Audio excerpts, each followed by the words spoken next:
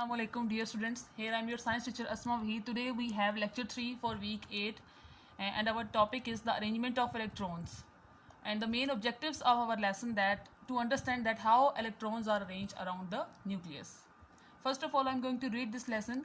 Bohr and Rutherford worked out a theoretical model for the atom in which the electrons are arranged in layers around the nucleus. Each layer or shell can hold a certain number of electrons. The first shell, called the K shell, can hold a maximum of 2 electrons. The second shell, called the L shell, can hold a maximum of 8 electrons, and the third shell can hold up to 18 electrons, but is stable at 8.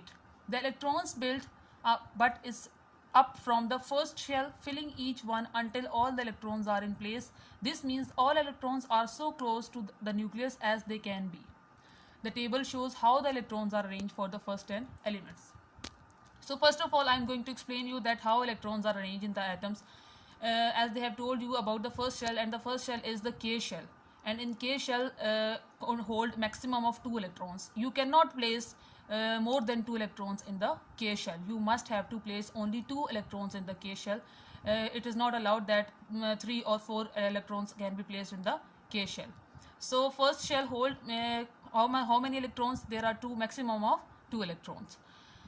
Now we will move towards the next shell. The second shell is known as the L shell, and L shell holds the maximum of 8 electrons, and 8 electrons gives the stability to the second shell.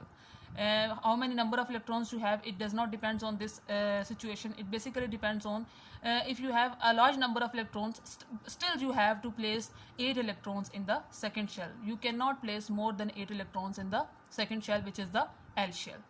Same in the case with all shells. All shells are substances with a number of different number of electrons placed in them. They have different limitations, different criteria, so that they cannot exceed that criteria. And whenever we are going to move away from the nucleus, the number of electrons are going to increase.